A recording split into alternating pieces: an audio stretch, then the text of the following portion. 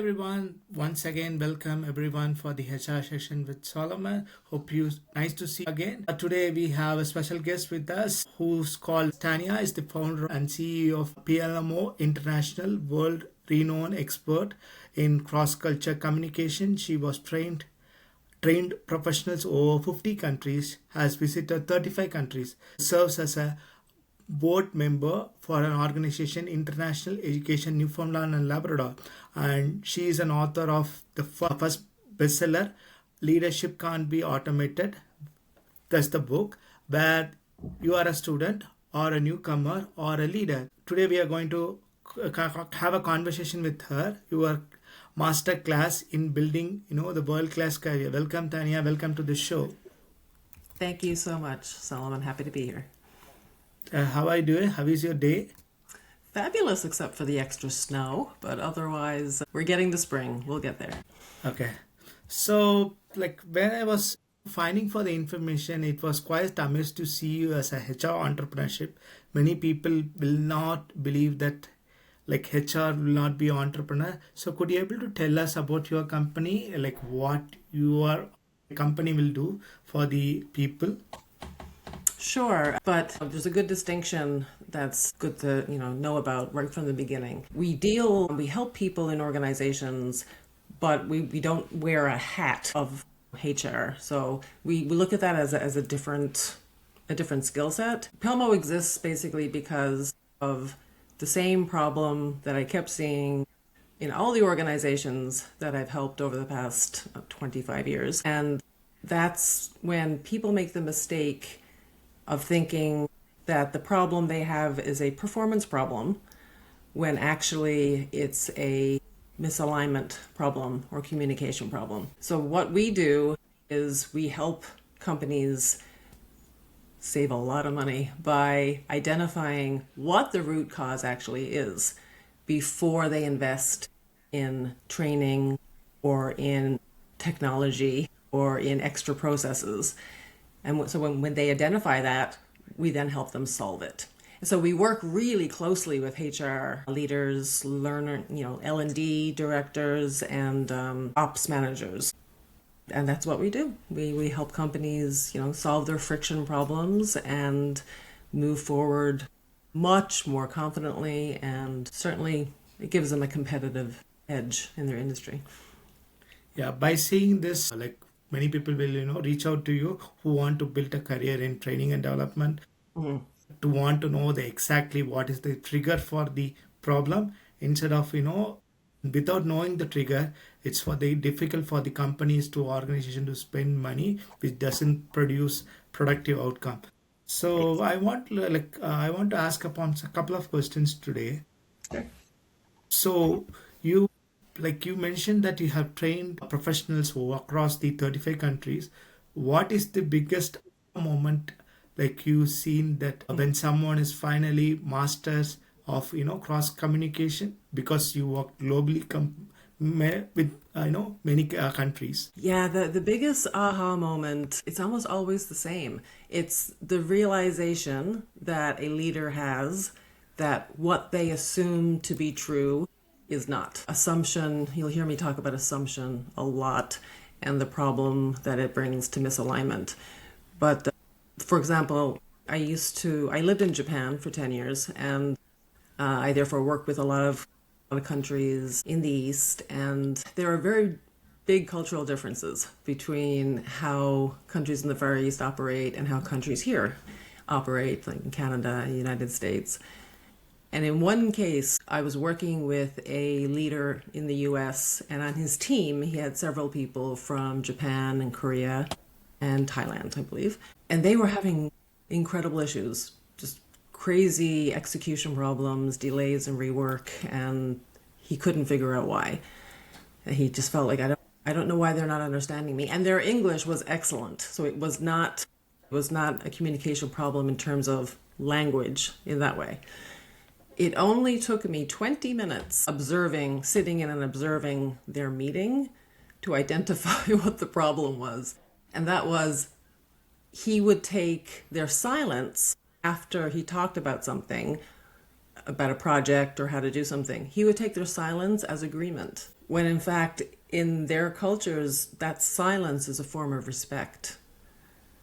And so he just assumed that they were agreeing with everything that he suggested, when in fact, they were not at all. And so once he learned to ask the right questions, everything changed.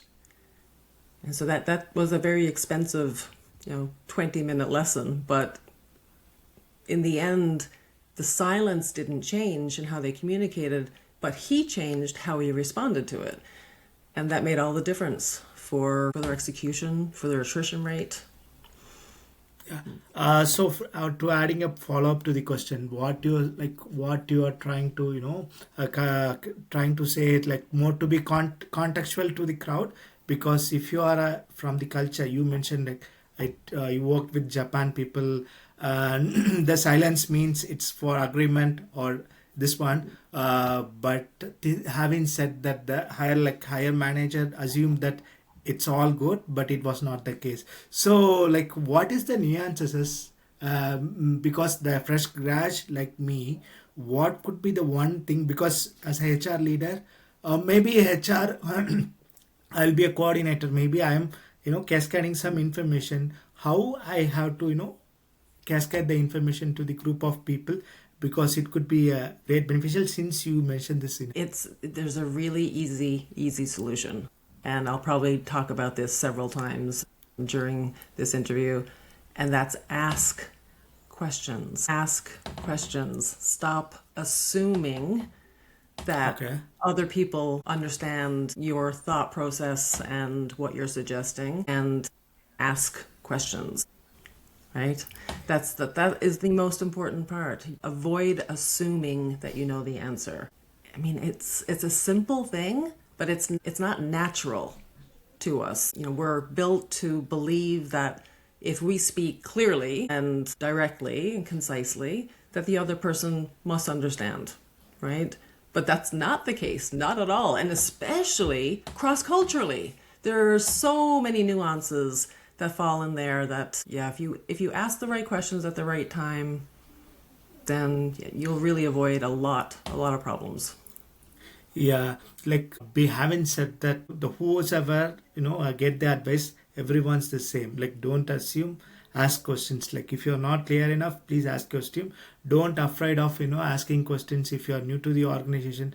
Better to ask question instead of assuming things and getting the not good results. Because if you are not asking the questions, you are not opening. I believe that the person is not open for anything. If you ask more questions, people will do the back and forth, and they are able to comfortably move along. That's a great message for the crowd. And moving on to the next question, what is the hidden cost in your work with your organization, PELMO? What is the one communication gap that the companies usually don't realize is the cost them a real money? It's misalignment. For sure. And then the misalignment is caused by making assumptions. So they're directly connected. People think that they have a performance problem or a delivery problem, but in fact, there's a misalignment between the leader and their team, between teams that are involved in handoffs. We often see this between like sales and operations.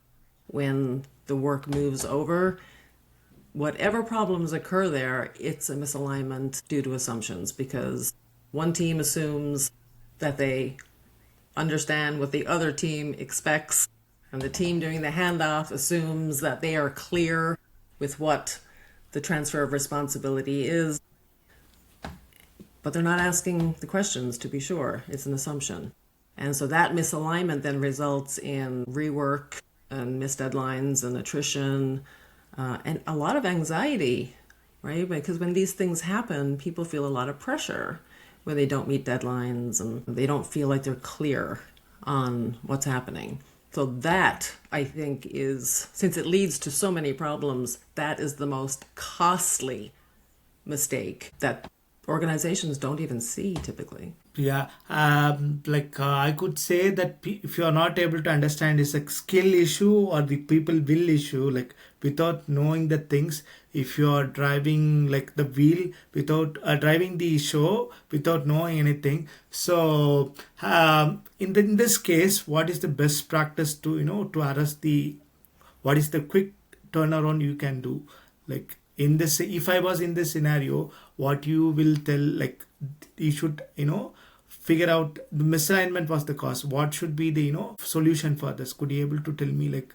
Of course, yeah, no, that's a great question. Though one thing that makes PELMO very different from other organizations doing corporate training and coaching and consulting, we don't do any type of training before identifying what the root cause is, and we find out what that is by asking questions to the stakeholders involved. And that can sometimes involve, confidential one-on-one, in-person or virtual conversations, which usually reveal things the fastest because people will be quite honest if they're talking one-on-one to an external person, right? Someone not inside the organization.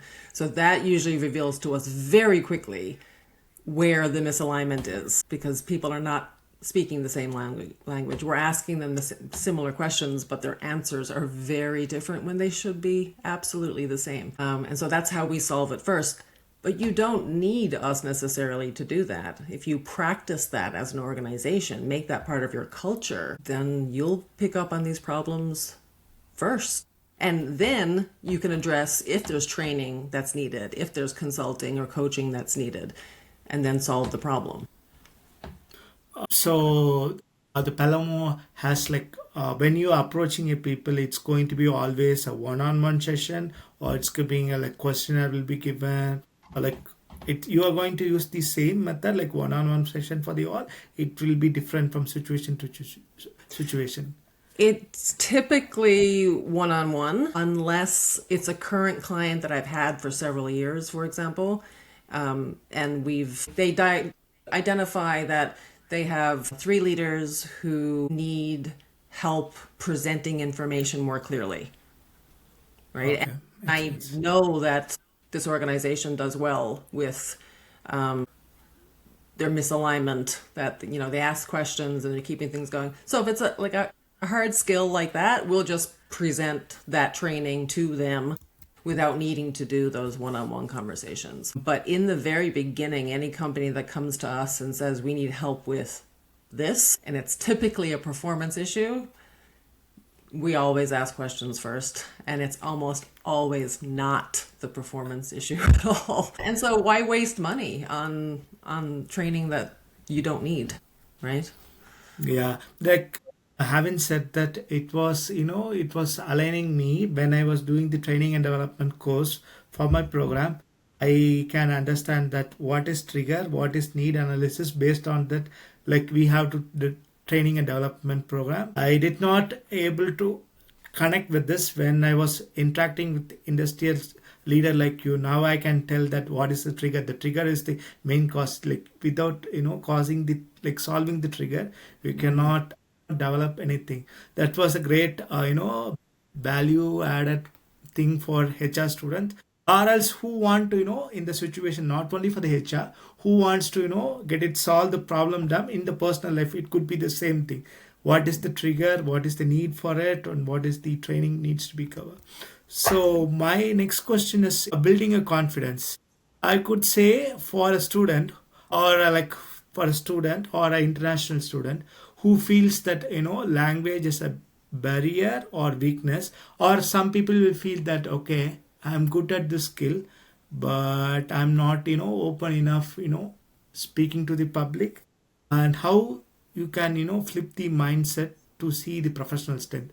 For an example, if they are good at certain skills, and if they want to present them before the crowd, so what is the barrier? Because I do see people tend to struggle because the nervousness will come. So what is the one thing, because you are up to many countries, and you are the best person to present, I can handle the situation. So any tips for us? Yeah, absolutely. But I want to flip the premise of the question a little bit, because the belief that a language barrier is a weakness is in itself an assumption, and it's incorrect. Multilingual professionals, they have to translate not just language, but context and culture and tone, and they provide a different perspective. These are extreme strengths, extreme strengths. So the assumption that there is a language barrier because it's not their first language, I don't believe that at all. It's not a barrier. It's a huge advantage to speak a second or third or fourth language. And that's something that companies here in Newfoundland need to realize and understand the advantage they have by having international people working for them. Those different perspectives, the different cultural experiences, these things are priceless, absolutely priceless. So communication issues, misalignment, they're not going to happen if someone speaks English well enough to work here and be speaking English in their job. If they may make mistakes in grammar and things, that's not going to cause the issues within the organization. It'll be, again, not asking questions and assuming that everyone understands the same. So it's not a barrier. It's a huge, and I want to say, please remember, all international students out there and international professionals working, if you speak more than one language in North America, you might be the only person in the room that does. And so, again, huge advantage to bring another culture perspective into a company. Yeah, but particularly for me, when I came here, the Newfoundland, I thought people will tend to speak fastly, but it was opposite way. Like Canadians will speak, 180 to 90 words per minute, but as a Asian, we tend to, speak more, particularly when we start slow, as the, things are getting progress, we are getting to things, we are like losing our control in terms of speech, we speak very fast. so that is the thing. Having said that, it's a good point that we have that that you see as a strength. It's a great advantage for us because we felt that okay, we have to adapt this one, but if the leader is recognizing you in the different way, it will be a great advantage for the organization, for the company and the team. And I believe down the line for the Canada or any organization who is looking for the international resources, it's a great message for the leaders know what exactly need look for. So recently, I think you wrote a book titled called Leadership Can't Be Automated in this world of AI. Why the human communication is became valuable now? I mean, as AI becomes more and more prominent, the human skills also become more and more necessary. I use AI. I'm not saying anything is wrong with using it. Of course not. It is incredible at analyzing data in a way that we just can't as efficiently, definitely not as quickly. But one thing it can't do is sit across from someone or talk to someone like we are now and identify that what they're saying and how they feel about it are different. It can't ask the right question to avoid an assumption at the right time to help a project move forward more efficiently and to meet deadlines. These are human skills, and they will never be replaced by AI, no matter how much information we put into it. This detection of when to ask the question, when to confirm with the team that everyone is on the same page, it can't happen in a survey, right? Okay. It doesn't work as well. People tick boxes, they don't respond to them, but we respond to each other, when we're in a situation, together. So technically, the artificial intelligence will be, good for the reason, but people are more of, emotional intelligence, when to ask question, when to pause things, and when to, ask, need help required. And I was amused to see the book which you wrote. What is the spark line, or what is the one line you felt that, okay, this needs to be, come as a book. I need to something to say the world for the larger crowd. So what is the one line when you feel that you have to write a book on this title? One line. I mean, I guess the one line is the title of the book. Leadership cannot be automated. It can't be. It needs time and intention. We have to be intentional, because if we're not, we will make assumptions. We will go through days, weeks, assuming we understand, everyone understands in the same way, which, logically, intellectually, we know is not the case, right? But if we're not intentional about stopping, every day, put it in your calendar, 3:00, you're going to reach out to the team and ask 3 defining questions about what they're doing individually and get their answers, right? Okay. Unless we're intentional about doing it that way, we're sort of trying to automate leadership, right? Assuming that So it's happening. yeah, so which means that it will remove the barrier that boss and the employee, because you are touched on with the team basis, like every 3 o'clock. I think it's giving a more of a human feeling that, like, someone by 3 o'clock, I assume that, okay, if the person is not showing up, like asking the questions, boy, why is not getting back to us? It's he's all right. Like, what is on the go? Like, people used to interact more. I can totally understand that.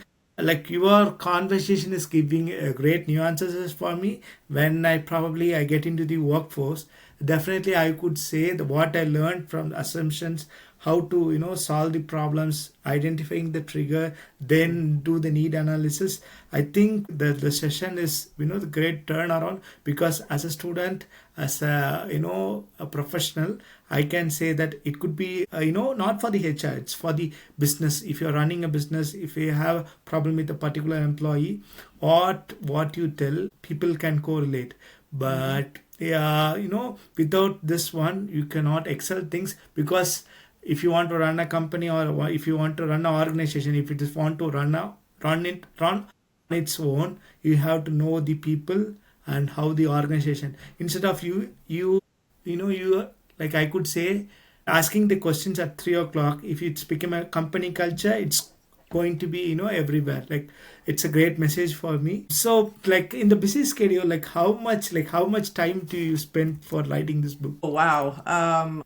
I started writing the book 2 years ago, and I wrote it and hired a real editor, a real human being, to do line by line editing, and I didn't do anything with it. It wasn't the book that I wanted to publish, and so it sat there for over a year.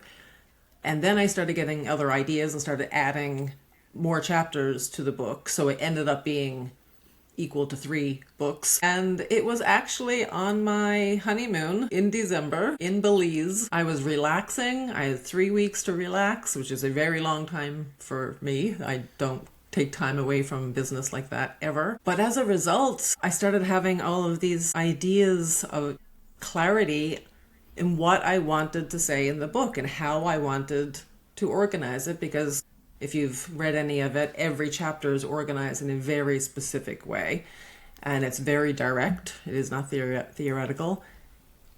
And I came home, and in like a week and a half, I had the final book pulled from the 3 books I had actually written. I had the final book almost ready. So, yeah. I mean, rest is important. Rest and relaxation is important, to help with your creativity and to give you time to think. Yeah, like, why I asked this question is, you are spinning around the clock all the time, like doing something, I noticed. So that is the reason I like how you manage the time, to bring this book. So that is like, in terms of time management, I learned, everyone can learn something from you. So moving on to the next question, how can the fresh grads or junior employees can show the leadership in the first day of work? I'm sounding like a broken record, but ask the right questions.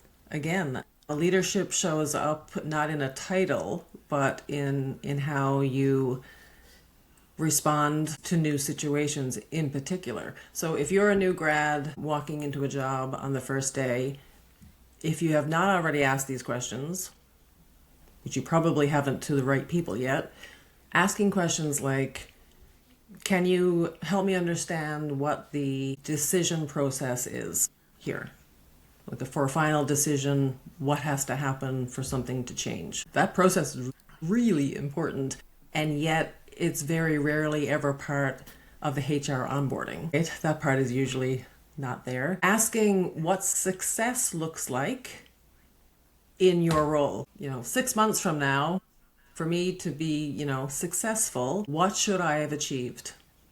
What do I need to start doing? And for the company, a year from now, what does success look like for the company? These types of questions, it's so easy to assume you know the answers because you've been interviewed 3 or 4 times and you've been onboarded by HR and you feel like you know everything you need to know. But these questions are absolutely integral. And that's where leadership shows up, right? You're already leading. If you're asking those questions, you're already leading. You don't have to have a title. Yeah. This is a great message. Probably I'm going to start the hit the workforce. I'm going to probably ask this question, asking this question. I think this is pretty much straightforward because if you set a smart goal within the particular smaller goals, it's kind of giving the motivation because from the day one you are targeting to hit the bulls. And if something goes wrong, still you can have the focus of okay, I have to do because from the day one you are working. So that could be a great beneficial for the person who come for the first day of work, because they might have set expectations irrespective of what it is, like the situation may be comfortable enough. They have to understand the company and the culture, people around. But having said that, the goal, the bullseye, if you're targeting for that, if you are misaligning something, you will start thinking, okay, to achieve this I have to overcome certain things, I have to learn new skills. That's a great content for me, for everyone who want to hits the bullseye in the first day of work. And I think probably you might reach the testimony by seeing the session. Okay, you gave me this advice and I'm able to achieve that. Thanks for helping us. Moving on to the international success, what is the biggest thing when you saw a cultural work when people entering to the Canadian workforce? I was in the Japan, you might see a cultural shock because when you are in Japan, it was entirely different. Because probably if you are in the Japan for 8 years, probably you get used to this. When you came back to the Canada, the Newfoundland, you see that, okay, it's just, you might feel something weird. Do you have anything experience to share with us? Oh my heavens, yes. So yeah, personally, I was in Asia for 10 years. I did my master's degree in Thailand. So I spent a lot of time over there and loved it. And in fact, I did not move back to Canada. After 10 years, I moved to California to work at the University of California, San Diego. And that culture shock was, what we call it reverse culture shock, is huge. Just about every day, I thought I was going to leave and go back to Japan. Every day, probably for 3 months, I kept thinking, I can't do this. I can't do this. The weirdest thing I remember so clearly, going to Starbucks and the barista talking to me, asking me questions, how are you today? What are your plans? I didn't know what to do. And that may sound insane, but that doesn't happen in Japan. You don't talk to people who work at a coffee shop. That's not what happens. And it's stopped me from going to Starbucks for 6 months because it freaked me out so much. But that, again, we call that reverse culture shock, right? I'm coming back to North America after being away for so long, and it was a big comparison. Yeah, for me, the cultural shock is when I came in for the school, for the college. In India, when I did my college or school, we never used to, the teachers are not having coffee or drink, or students are not having any food like muffins or something. When first time I'm seeing my fellow student walking with a muffin, or probably for a lunch, having a lunch in the class, I got amused, okay, I never seen in the typical college setup. I never seen that in the Asian countries. Probably in India, where I came from, I never seen. Okay, this is the culture here.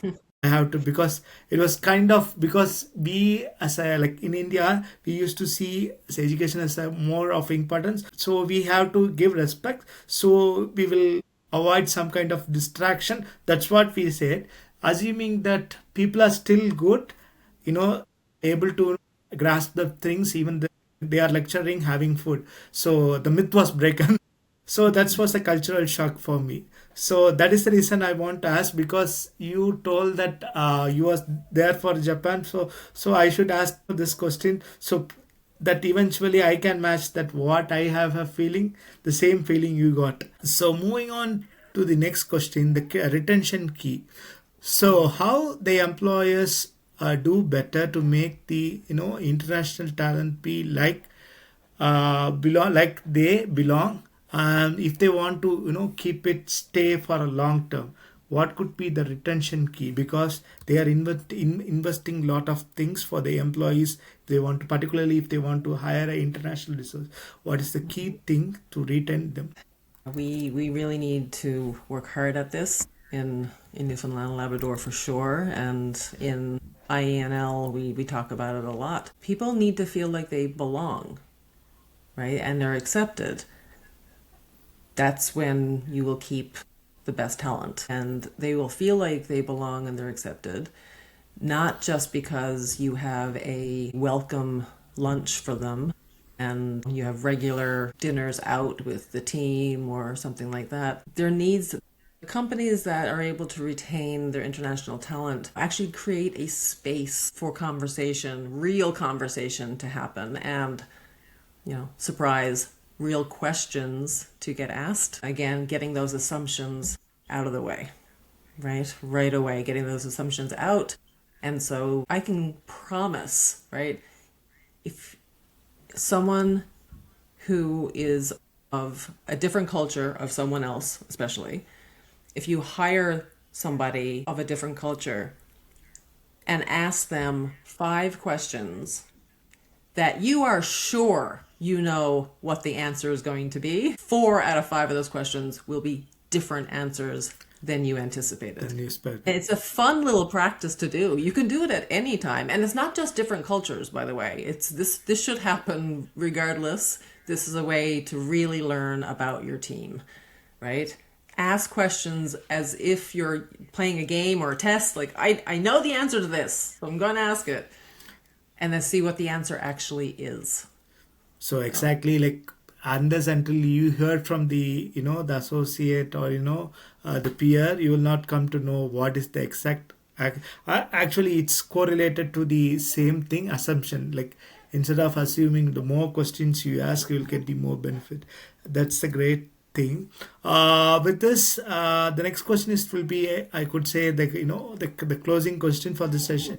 If you could put one piece of career advice on the billboard for every student in Newfoundland to see, what could be the one thing? No surprise, it's going to be about questions again. Ask the question nobody else is asking, because a question will beat an assumption every time. So don't be afraid to ask questions just because other people aren't, because it's more natural for us to not ask questions.